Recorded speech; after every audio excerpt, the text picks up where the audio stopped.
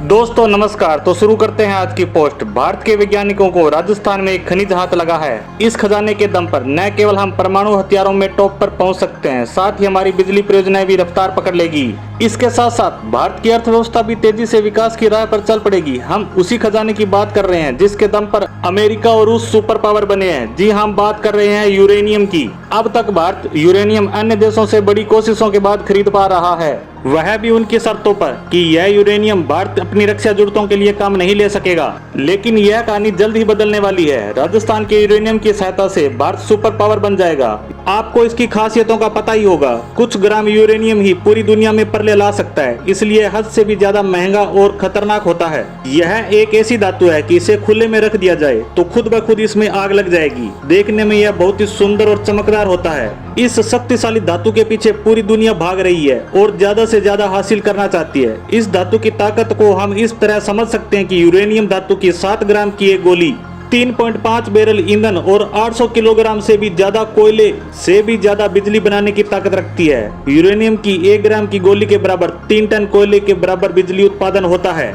1 kilogram uranium से 24,000 megawatt जितनी ऊर्जा का उत्पादन किया जा सकता है।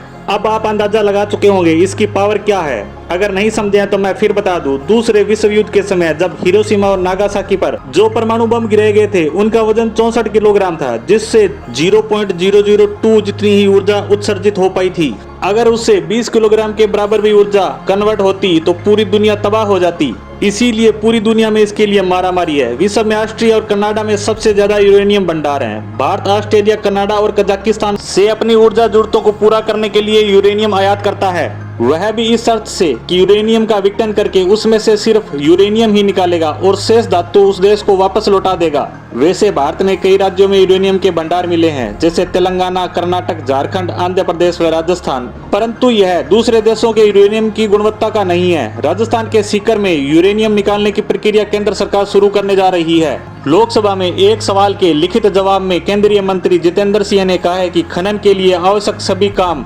UCIL ने शुरू कर दिए हैं। इसी प्रक्रिया से संबंधित राजस्थान सरकार ने भी खनन पट्टा जारी करने के लिए ज्ञापन जारी कर दिया है। यहाँ केंद्र सरकार द्वारा लगभग 300 करोड़ रुपए का निवेश किया जाना प्रस्तावित है। वहीं इसमें लगभग 3,000 लोगों को प्रत्यक्ष व अप्रत्यक्ष रूप से रोजगार मिलेगा। यूरेनियम का उपयोग परमाणु ऊर्जा के साथ साथ रक्षा हथियारों, चिकित्सा क्षेत्र व अंतरिक्ष में रॉकेट लॉन्चिंग में किया जाता है। इससे भारत के परमाणु हथियारों के लिए यूरेनियम तो मिलेगा ही, साथ के साथ भारत के अंतरिक्ष प्रोग्राम में भी काम आएगा, क्योंकि इसरो नित नए पायदान छू रहा है। इससे देशी के साथ विदेशी रॉकेट अंतरिक्ष में भेजना और सुविधाजनक हो जाएगा। यूरेनियम से संबंधित हमारी आज की पोस्ट को यहीं विराम देते हैं। धन्यवाद।